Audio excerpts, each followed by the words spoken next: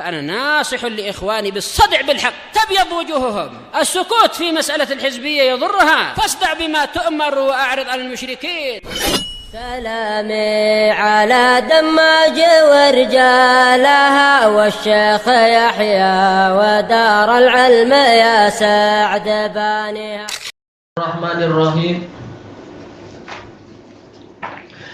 Qalat Syekhah Ummu Abdillah Al-Ba'daniyah hafidhahallahu ta'ala. Kita masih di 85 nih ya. Kenapa? Kita sudah jauh ya. Ayo ini alamat.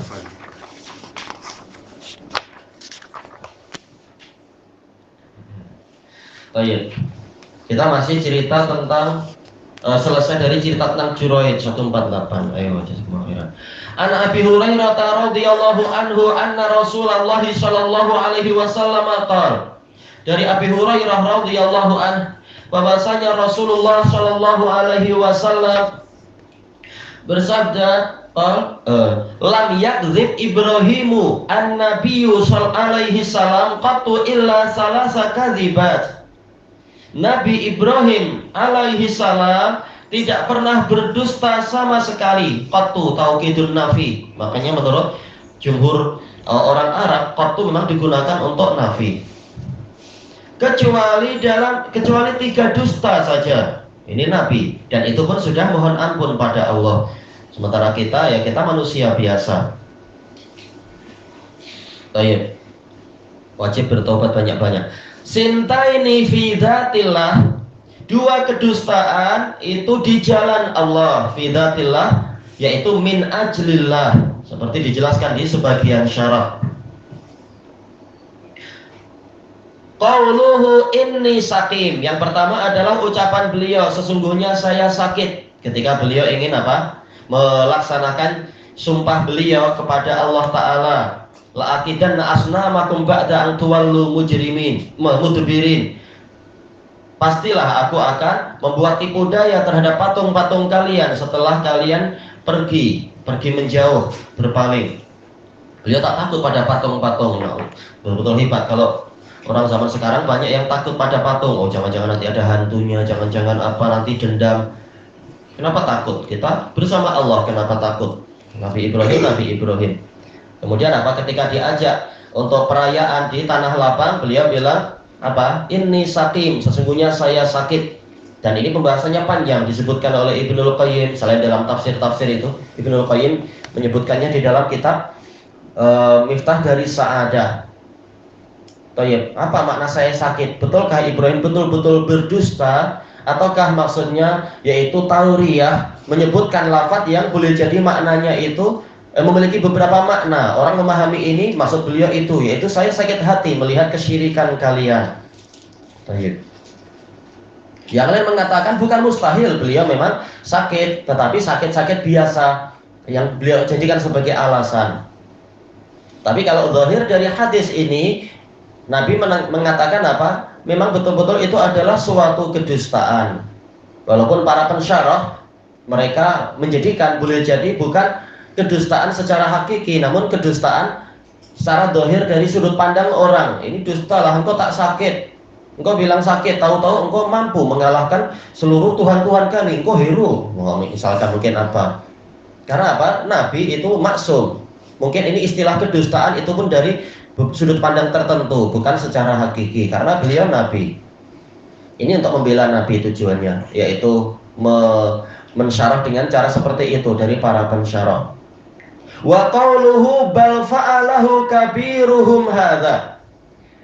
Baik, dikatakan apa? Anta fa'alta hadza bi alihatina ya Ibrahim. Apakah engkau yang melakukan ini, yaitu penghancuran itu kepada Tuhan, kepada sesembahan-sesembahan kami, wahai Ibrahim? Ibrahim mengatakan bal, yaitu apa? Lil idrar, untuk membantah, yaitu bukan saya, tetapi yang melakukannya adalah pembesar mereka yang ini. Baik. Memang zahirnya jelas dusta, jelas patung tak mampu apa-apa. Buktinya mereka mengatakan apa? Bahwasanya patung itu bicara saja tak mampu, apalagi ini dan itu. Lalu Ibrahim menjadikan itu sebagai hujah. Bagaimana kalian menyembah sesuatu yang tak mampu bicara, tak mampu memberikan manfaat ataupun madarat dan seterusnya. Sebagian ulama mengatakan, dan itu juga dinukilkan Ibnul Qayyim dalam kitab tadi Miftah Dari Sa'adah, yaitu ini semacam tauriyah, yaitu meletakkan sebab kepada mubashir. Jelas mubashirnya yang melakukan langsung siapa? Ya jelas Nabi Ibrahim. Tapi penyebabnya apa? Yaitu kesyirikan. Kenapa bukan menyembah satu sesembahan saja, menyembah banyak sesembahan? Maka sebenarnya kesyirikan itulah yang menyebabkan terjadinya penghancuran terhadap sesembahan-sesembahan yang lain. Ya, boleh jadi kata para ulama yang diinginkan Nabi Ibrahim seperti itu. Dan ini pola ini banyak dalam bahasa Arab juga, yaitu meletakkan sebab kepada mubashir, kepada pelakunya. Seperti apa? Jalan ini, oh yang bangun siapa? Jalan seindah ini, oh ini Tun M. Padahal taklah membangun langsung, tapi memerintahkan atau mungkin sign tanda tangan menyetujui atau apa dan seterusnya. Yang lain para mufassirin mengatakan hadza kembali ke Ibrahim, dia ngaku tetapi tidak terang-terangan. Bal fa'alahu kabiruhum hadza, tapi saya yang melakukan. Dan seterusnya banyak, ada beberapa penakwilan tujuannya untuk menggabungkan antara dalil ini dengan dalil maksumnya para nabi. Baik. Wa wahidatun fi sya'ni Sarah, dan satu kedustaan itu terkait dengan urusan Sarah, bukan di jalan Allah, tetapi ini adalah termasuk keperluan yang daruriyah, menjaga kehormatan. Itu termasuk daruriyatul khamsah. Baik. Kalau kejujuran menyebabkan nanti naudzubillah kehormatan istri kita dirusak orang lain, kita boleh untuk berdusta kalau tidak ada cara yang lain ketika itu. Dan ini boleh, dan ini dibahas di dalam Al-Adabus Syar'iyyah karya Imam Ibnu Muflih untuk membela orang lain yang keadaannya sangat memerlukan. Seperti sebagian ulama salaf ketika ada orang minta bantuan untuk diselamatkan, mau dibunuh oleh tentara pemerintah atau yang seperti itu. Kalau sudah lama baca itu waktu di Damaj dulu. Nah, lalu orang itu minta dilindungi dan beliau tahu bahwasanya ini layak dilindungi, dan disuruh masuk ke rumah, lalu beliau merubah posisi duduk. Nah, kemudian ditanya oleh tentara-tentara itu, engkau lihat nggak si fulan demikian. Dia bilang, sejak saya duduk di sini saya tak tengok orang itu datang. Nah, betul, dia sudah pindah duduknya, pindah duduk sedikit. Nah, juga ketika Yahya bin Ma'in dikejar orang-orang karena orang-orang ingin ilmunya beliau, sementara beliau mungkin punya udzur di waktu itu tak suka menyampaikan hadis. Nah, kemudian ada orang dari luar memanggil, ya Aba Abdullah, Abu Zakaria ada tak di dalam? Ada di sampingnya. Yahya bin Ma'in mengatakan, jangan beritahu saya di sini. Nah, Imam Ahmad sambil beliau masih di dalam rumah karena dipanggil. Ya, beliau menjawabnya juga dari dalam rumah. Beliau lihat ke poketnya, saya tak lihat dia di sini. Maksudnya dia di dalam poket, memang tak ada lah Yahya bin Ma'in di situ. Jelas orang yang di luar mengatakan ini dusta, dia di samping Anda. Tapi boleh jadi beliau punya penakwilan, yaitu tidak betul-betul melihat ke situ, tapi ke tempat lain atau apa. Lihat tergantung dari kadar kemaslahatannya. Tidak kemudian maslahatnya para hizbiyun, dusta sesuka hatinya, yang penting kemaslahatan katanya. Nah, para ulama tidak seperti itu cara melihat suatu kedustaan, menggunakan kedustaan, tidak sewenang-wenang. Kemudian kata beliau, fa innahu qadima arda Jabbar.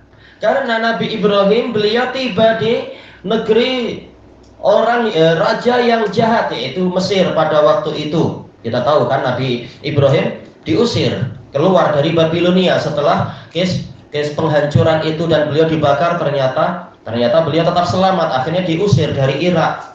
Maka beliau pun mengembara dengan dua orang, yaitu dengan Sarah dan dengan Nabi Lut. Nah, mereka melewati Mesir. Cuma Nabi Lut menetap di Sodom. Allah kasih perintah untuk dakwah di sana. Nah, Nabi Ibrahim melewati Mesir, baru kemudian nanti sampai ke Haran. Sesuai dengan yang Allah kehendaki, bagaimana alurnya waktu itu ribuan tahun yang lalu. Wa ma'ahu Sarah, beliau bersama dengan Sarah. Wa kanat ahsanan nas, dan Sarah ini adalah wanita yang paling cantik. Bagaimana diketahui? Ya syariat dulu tidak seperti syariat Nabi Muhammad SAW. Sekarang jelas apa? Wajib menutup wajah dan seterusnya. Dulu mungkin belum wajib. Itu terserah Allah Ta'ala. Cuma memang dari sini kita ambil pelajaran betapa besarnya fitnahnya dan boleh menimbulkan kejahatan. Kalau sampai orang melihat istri kita atau anak kita, boleh membuat tipu daya atau pemaksaan.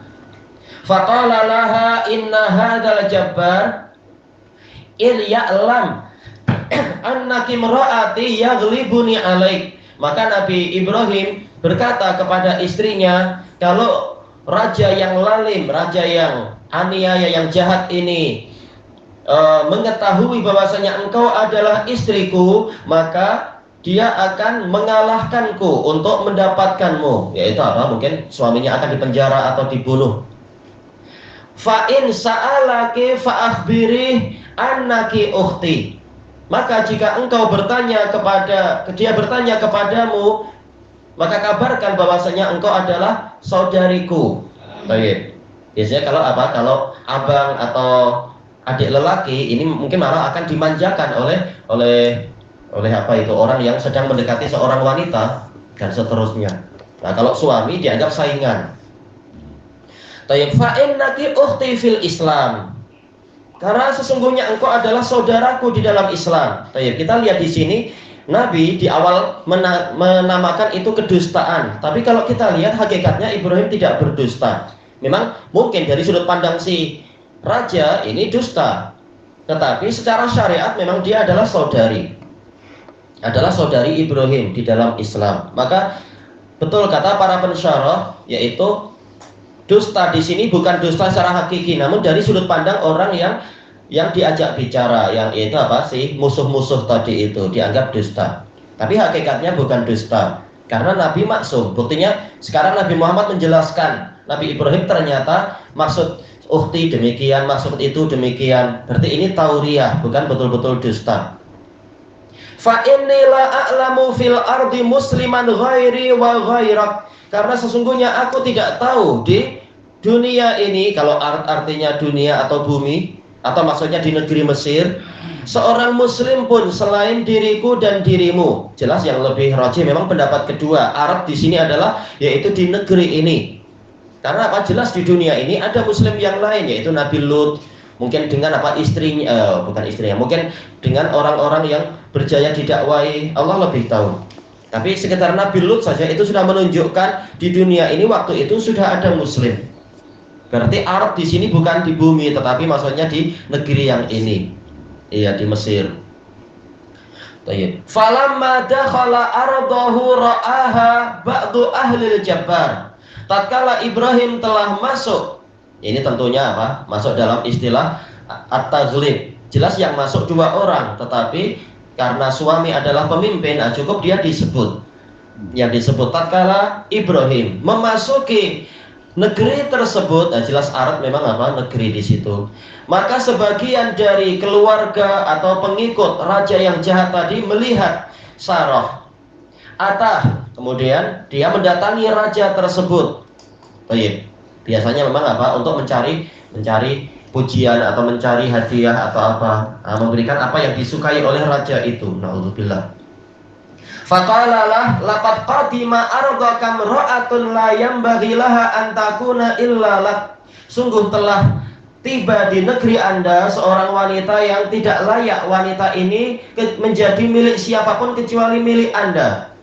Nah, ini menyemangati untuk merebut saja. Padahal mungkin sudah punya permaisuri, selir, hamba sahaya dan apa. Masih ada yang lain direbut juga. Na'udzubillah. Fa arsala ilaiha, lalu raja ini mengirimkan utusan kepada Sarah. Fa'utiya biha, lalu dia pun didatangkan, tak mampu untuk melawan. Jelas para nabi menggunakan, walaupun mereka memiliki mukjizat, tapi mukjizat itu tidak setiap saat. Sebagaimana para ulama yang memiliki karamah itu tidak setiap saat. Karamah yang keajaiban itu tidak seperti orang yang menghayalkan, oh saya punya kesaktian, tak apa, jangan khawatir. Tak ada, tidak menggunakan cara itu. Ibrahim menggunakan cara tauriyah, bukan menggunakan kesaktian kebal api atau apa, tak. Faqama Ibrahimu alaihi salam ila shalah. Lalu Ibrahim berdiri, Ibrahim alaihissalam berdiri untuk sholat, yaitu di tempat tempat menginap beliau waktu itu. Beliau tidak dibawa ke sana, sebagaimana di dalam riwayat lain di dalam Sahih Bukhari. Beliau sholat mohon bimbingan kepada Allah dan keselamatan untuk istrinya, dan Allah memperlihatkan kepada Nabi Ibrahim apa yang terjadi di istana itu. Ya, ini mukjizat ada di situ. Mukjizat sesuai kehendak Allah, bukan kehendak Nabi sendiri-sendiri. Ternyata mukjizatnya polanya itu. Nah, ini salah satu sisi pendalilan yang diinginkan oleh penulisnya, yaitu musibah itu menyebabkan seseorang memperbanyak ibadah. Di antaranya adalah sholat. Ibrahim pun sholat, memohon pertolongan pada Allah. Falamma dakhalat alaihi lam yatamalak an basata yadahu ilaiha. Tatkala Sarah sudah masuk menemui raja tersebut, raja itu tak mampu menguasai dirinya sendiri, tak mampu menguasai untuk, yaitu apa takdirnya Allah, yaitu untuk tidak menghulurkan tangannya, ingin memegang. Ya memang namanya apa, fitrah laki-laki, kalau sudah melihat dan tertarik dia ingin memegang. Tidak seperti apa peraturan yang dibuat oleh orang-orang kafir, boleh lihat tak boleh pegang, tak ada itu. Kalau engkau sudah mempertunjukkan, jangan harap selamat. Jelas apa, orang ingin memegang dan seterusnya. Hawa nafsu kalau diberi kesempatan dia akan minta berikutnya. Fa qubidat yaduh qabdatan syadidah. Lalu tangannya terikat dengan ikatan yang kuat, tangan si raja ini. Dalam riwayat yang lain dalam Sahih Bukhari, dan seandainya beliau sebutkan di sini, itu bagus sebagai dalil yang beliau inginkan, yaitu Sarah kemudian bangkit untuk berwudu lalu beliau sholat.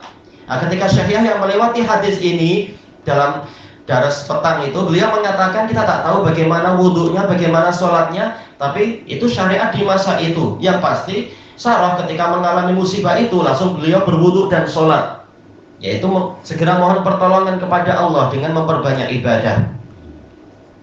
Maka tangan si raja itu terbelenggu dengan belenggu yang kuat sekali. Ini karomah dari Sarah, dia adalah waliullah, istri dari Nabi yang taat.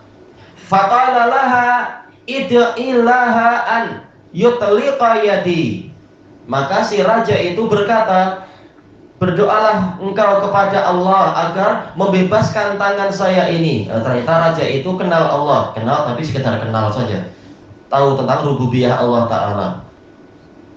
La adurruk wala adurruk, dan saya tidak akan membahayakan dirimu. Ini janjinya. Janji buaya jangan dipercaya dulu. Fafa'alat, maka Sarah pun melakukannya. Sebagaimana di dalam riwayat yang lain, Sarah mengatakan, ya Allah, kalau engkau membunuh dia sekarang, maka nanti orang-orang menuduh saya membunuh dia, yaitu dilihat dari sisi madorotnya. Mungkin saya selamat dari satu orang, tapi satu negara nanti memerangi saya cuma seorang wanita, dan seterusnya. Maka kemudian Allah pun melepaskan. Fa'at, lalu dia kembali lagi, ingin memegang lagi. Faqubidat asyadda minal qabdatil ula. Maka raja itu terikat, terbelenggu dengan belenggu yang lebih keras daripada belenggu yang pertama. Faqala laha mithla dzalik. Lalu raja itu berkata kepada Sarah semisal itu pula lagi, yaitu berjanji-janji lagi. Biasa kalau sedang susah banyak janji, banyak nazar manusia. Nah, kalau sudah dapat keberuntungan, biasanya akan datang ke seorang faqih, Syekh, saya kemarin nazar begini tapi susah lah, gimana, ada jalan keluar tak? Kata para ulama sering seperti itu. Orang suka bernadar setelah dipenuhi oleh Allah Ta'ala, bagaimana agar nadar itu tidak dilaksanakan, cari yang paling murah. Memang manusia itu banyak yang kedekut pada Allah Ta'ala. Memang nadar tidak dikeluarkan kecuali dari orang yang kedekut. Tapi kalau sudah nadar memang wajib ditunaikan. Ya, ini dia menjanjikan pada Sarah, kalau dibebaskan maka saya tidak akan mengganggumu. Kemudian apa? Kemudian fa'alat fa'at, lalu dia mengulang lagi pada kali yang ketiga sekarang. Faqubidat asyadda minal qabdatainil ulayain. Maka dia pun terbelenggu dengan belenggu yang lebih kuat daripada dua belenggu yang pertama.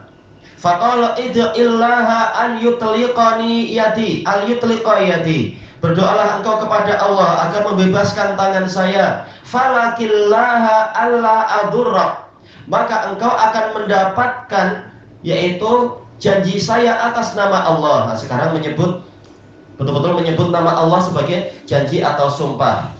Ini kata para ulama, ini jaro majrol qasam, ini sumpah sudah.